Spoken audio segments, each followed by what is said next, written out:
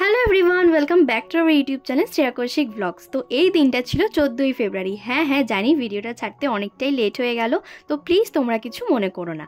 যাই হোক, তোমরা তো জানোই এইবারে সরস্বতী পুজো আর ভ্যালেন্টাইন্স ডে দুটোই একদিনে পড়েছে। তো দিনটা শুরু হয়েছিল সকাল সকাল এত সুন্দর কিউট গিফট পেয়ে। সকালবেলা আমি ঘুমাচ্ছিলাম আর কৌশিক সেই সময় ডেকে তুলে আমায় এই ভ্যালেন্টাইন্স ডে স্পেশাল গিফটটা দিয়েছিল। সত্যি আমি তো ভীষণই খুশি হয়ে গেছিলাম। মানে তোমরাই বলো, সকাল সকাল ঘুম থেকে উঠেই এমন সুন্দর গিফট পেতে কার না ভালো লাগে। তারপরে আমি ভাবলাম ঠিক আছে চলো, কৌশিকের জন্য আমি যে গিফটগুলো নিয়েছি সেগুলো ওকে তাহলে এবার দিয়ে দিই, কারণ আমিও আর সবুর করতে পারছিলাম না। বাট গিফটগুলো দেওয়ার আগে আমি ওকে বলছিলাম তুই চোখটা একটু বন্ধ কর, কিন্তু ও তো কিছুতেই বন্ধ করছিল না, খুবই আর কি মারছিল আর রীতিমতো আমার সাথে বদমাইশি করেই যাচ্ছিল।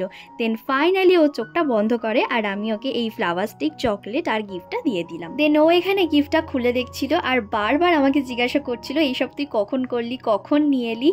আর ওকে তো দেখে বুঝতেই পারছো যে ও কতটা খুশি হয়েছিল। তারপরে মা এখানে হলুদ বেটে রেখেছিল, তো সেই ছোট্টবেলার মতোই গায়ে মুখে হলুদ মেখে স্নান সেরে মাধবকে নতুন একটা হলুদ রঙের জামা পরিয়ে দিয়েছিলাম।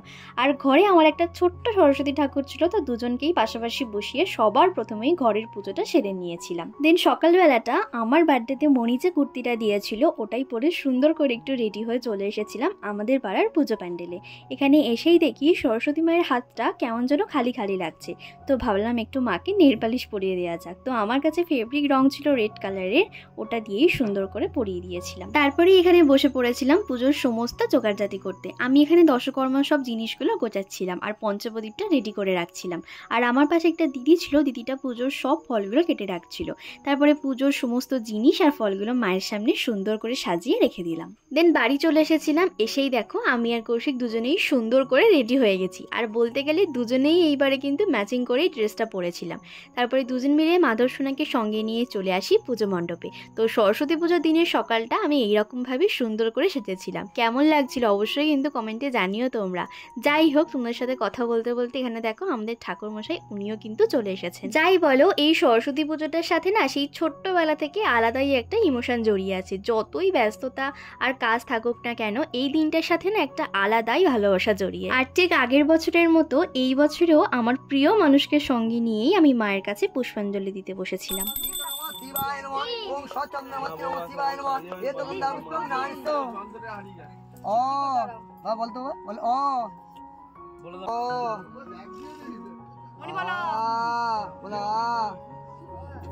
তো দেখতেই পেলে পুষ্পাঞ্জলি হয়ে যাওয়ার পর মায়ের কাছে দুজন হাতে করেও দিয়েছিল। তারপর আমি এখানে শঙ্খ বাজানোর চেষ্টা করছিলাম, কিন্তু আমার দ্বারা একদমই সম্ভব হচ্ছিল না। আর এদিকে পুজো শেষ হয়ে যেতেই ঠাকুরমশাই সকলের কপালে টিপ পরিয়ে দিচ্ছিলেন। আর দেখো, পুজোর পরে সরস্বতী মাকে যেন আরো সুন্দর লাগছিল দেখতে, তাই না? কৌশিক এদিকে পুজোর কিছুক্ষণ পরেই ফলগুলো সব একসাথে করে নিয়ে পাড়ার সকলকে প্রসাদগুলো দিয়ে দিচ্ছিল। আর এই দিন আমরা বেলার দিকে কোথাও সেরকম বেরোতে পারিনি, কারণ ঠাকুরমশাই এসে পুজো হতে হতে প্রায় 1টা-1:30 বেজে গেছিল।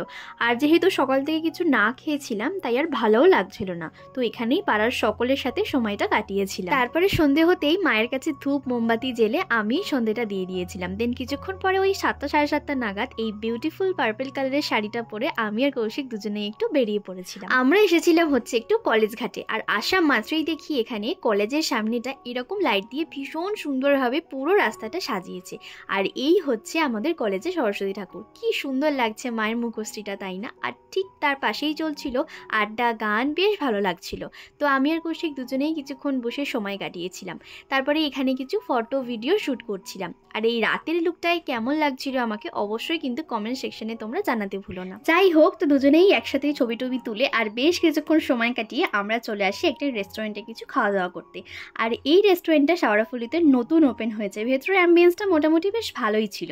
কৌশিক এখানে আমাকে বলছিল যে কোনটা খাবি দেখ, তো আমরা এখানে দুটো চিকেন বিরিয়ানি নিয়েছিলাম। দেন এটা ছিল পরের দিন সকালবেলা। যেহেতু আজ দধিকর্ম হবে, 10টার সময় ঠাকুরমশাই আসবেন টাইম দিয়েছিলেন, তো ওই দিনকেও আমি সকাল সকালই স্নান সেরে কৌশিকদের বাড়ি চলে আসি। আসা মাত্রই এখানে পুজোর যে সমস্ত ফলগুলো সেগুলো কুচিয়ে নিচ্ছিলাম। তারপরে দধিকর্মটা সুন্দর করে সাজিয়ে রেডি করে নিলাম। আর ততক্ষণে দেখি ঠাকুরমশাইও কিন্তু চলে এসেছিলেন। তো আমি ওখানেই বসে একটু পুজো দেখছিলাম। আর দেখো, আমি কিন্তু একা নেই, আমার সাথে আরেকজনও বসে পুজো দেখছে। যাই হোক, তারপরে আমি যেহেতু উপোস করেই ছিলাম, তো ওই দিনকেও পুষ্পাঞ্জলি দিয়েছি। করেছিলাম। তারপরে পুজো শেষ হতেই কৌশিক এখানে বসে বসে দধিকর্মটা মাখাচ্ছিল। আর এই দিনটা ছিল শেষ দিন, মা আজকে চলে যাবেন, তো পাড়ার কাকিমা জেঠিমারা মিলে বরণ করছিল। তারপর আমিও এই প্রথমবার মাকে বরণ করলাম, তো আমার তো ভীষণই ভালো লাগছিল। ছোটবেলা থেকে দেখে আসছি মা কাকিমাদের ঠাকুর বরণ করতে, তো এইবার নিজেও এটা করতে পেরে খুবই ভালো লাগছিল। মাকে বরণ করার পর এখানে সব বাচ্চাগুলোর গালে আর কপালে একটু সিঁদুর লাগিয়ে দিচ্ছিলাম। তারপরে প্রিয় মানুষকে সাথে নিয়ে মায়ের পাশে দাঁড়িয়ে একটু ছবি তুলছিলাম। দেন এখানে সকলে মিলে বেরিয়ে পড়েছিলাম গঙ্গায় যাওয়ার উদ্দেশ্যে। তো এখানে এসেই সবার প্রথমেই মাকে 7 পাক ঘুরিয়ে নেওয়া হলো। এবার বিসর্জনের পালা। তো আমাদের ভ্যালেন্টাইন্স ডের দিনটা আর পুরো সরস্বতী পুজোটা এভাবেই কাটিয়েছিলাম। কেমন লাগলো পুরো ভিডিওটা অবশ্যই কমেন্টে জানিও। আর ভালো লাগলে প্লিজ একটা লাইক, শেয়ার এন্ড সাবস্ক্রাইব করে দিও। দেখা হচ্ছে খুব তাড়াতাড়ি নেক্সট কোনো ভিডিওতে।